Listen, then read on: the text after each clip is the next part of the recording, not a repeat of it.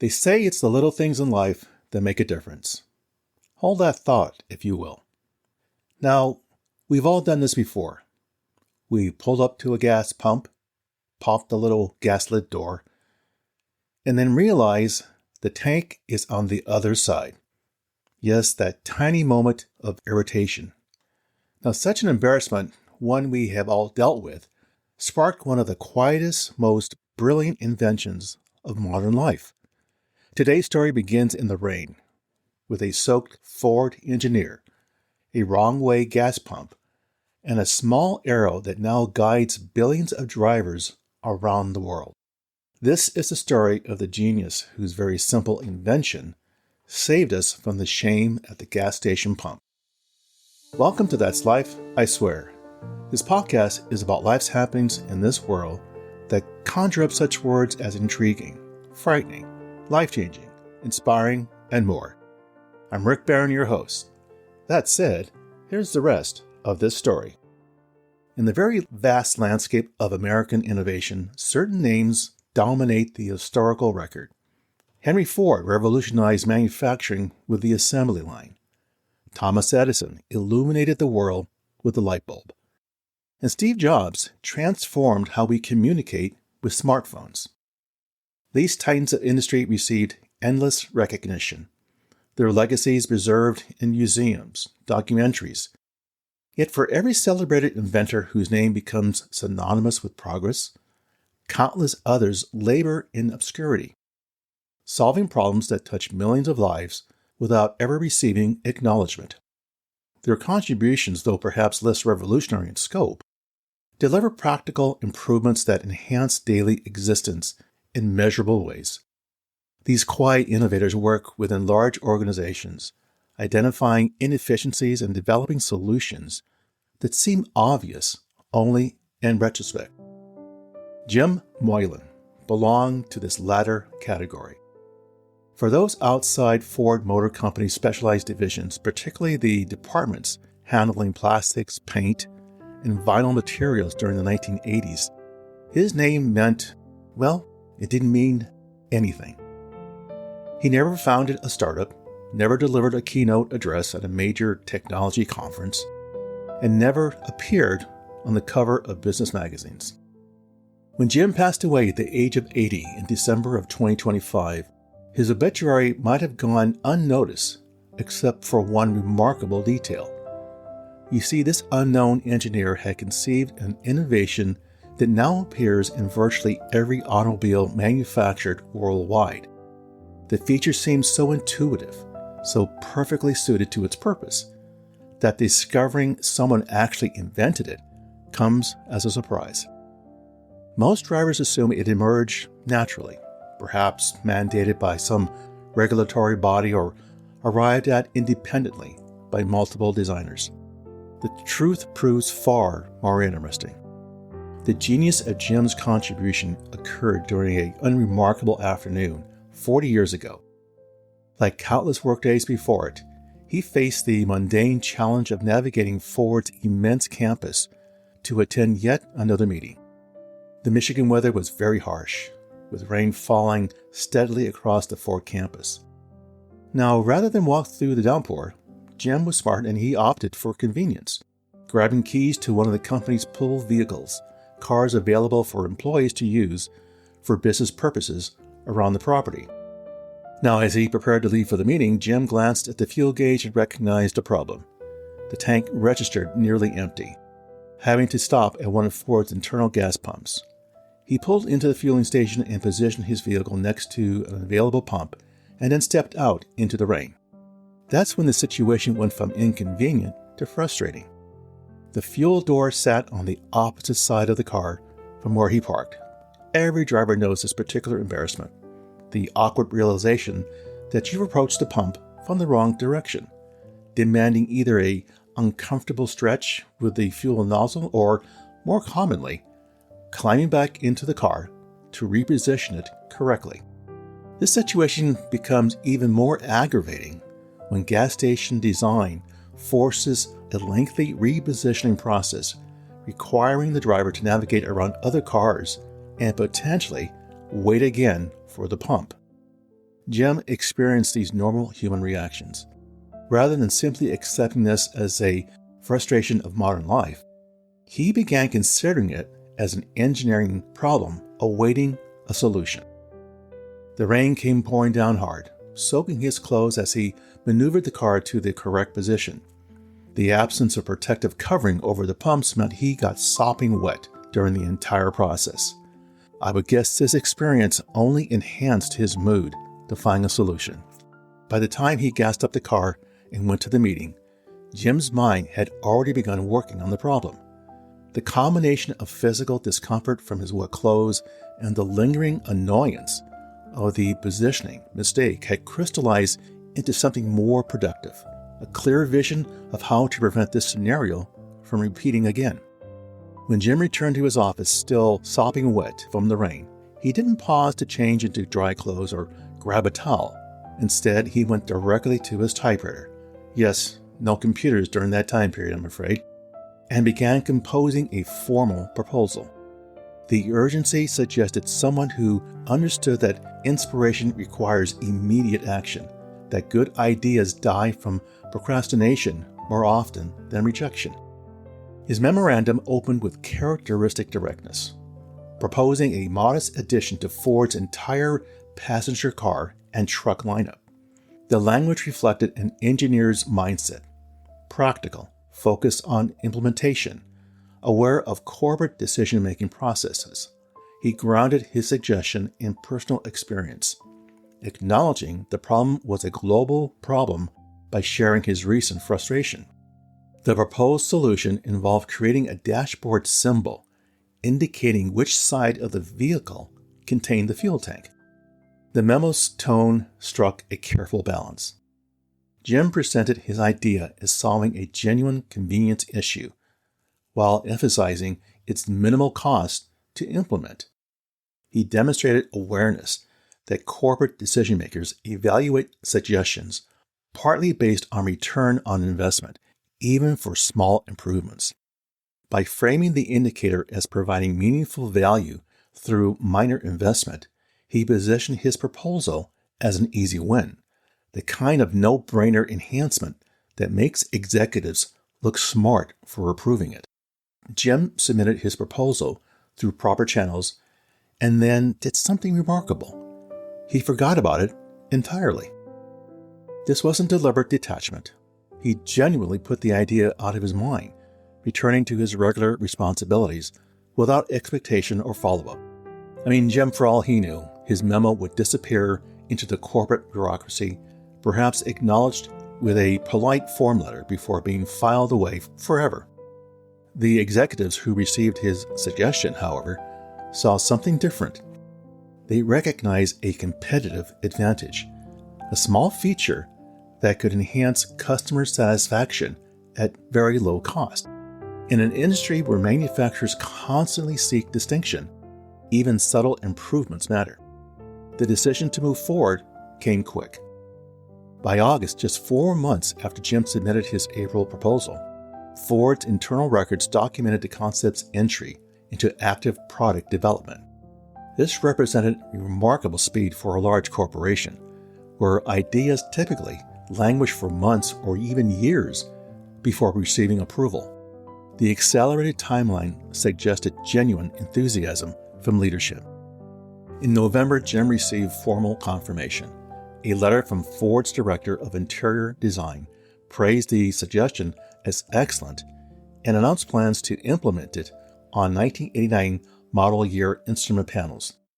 Ford designated the feature internally as the Moylan Arrow, crediting its inventor even as his name remained unknown outside the company.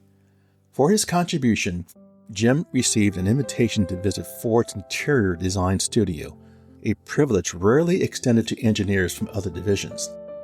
This represented the automotive equivalent of taking a tour of a classified research facility, a chance to see where the company's future cars took shape.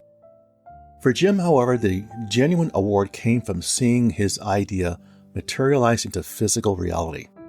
The first public evidence appeared on page 23 of the brochure for the 1989 Ford Thunderbird, Buried among technical specifications and marketing copy, a photograph revealed the car's instrument panel featuring a small white arrow beside the fuel gauge. This subtle addition, easily overlooked by casual observers, marked the debut of an innovation that would eventually spread worldwide. The automotive industry operates with intense competitive scrutiny. When manufacturers release new models, rival companies immediately acquire them for detailed examination, a process called reverse engineering. Teams of engineers systematically disassemble vehicles, analyzing every component to understand innovations and improvements. This intelligence gathering helps competitors identify features worth copying and technologies requiring response. In most cases, reverse engineering requires sophisticated analysis. Engineers must examine engineered components, suspension systems, electronic controls, and countless other elements hidden beneath sheet metal and interior trim. The process takes weeks or months, involving specialized equipment and expertise. Jim's innovation required no such effort. The arrow sat in plain view on the dashboard, visible to anyone who glanced at the instrument cluster. Competing manufacturers immediately recognized its utility and began incorporating similar indicators into their own designs. Within a few years, the feature spread throughout the industry, adopted by virtually every major automaker worldwide. Jim never attempted to claim intellectual property rights over his concept. Ford apparently made no effort to prevent competitors from copying the idea. Today, the indicator appears in nearly every car equipped with a fuel tank. Its ubiquity extends even to electric vehicles, where arrows mark the location of charging ports rather than fuel doors. What began as one engineer's solution to a personal frustration became a worldwide standard, touching billions of drivers across continents and cultures. Now, understanding Jim's achievement requires understanding the man himself. He grew up in Detroit, the youngest among 6 siblings, in a family deeply connected to the automotive industry. Their father worked for Ford, and most of the children followed him into the company. This represented common practice in the mid-20th century Detroit, where automotive employment provided stable middle-class income and often passed down through generations.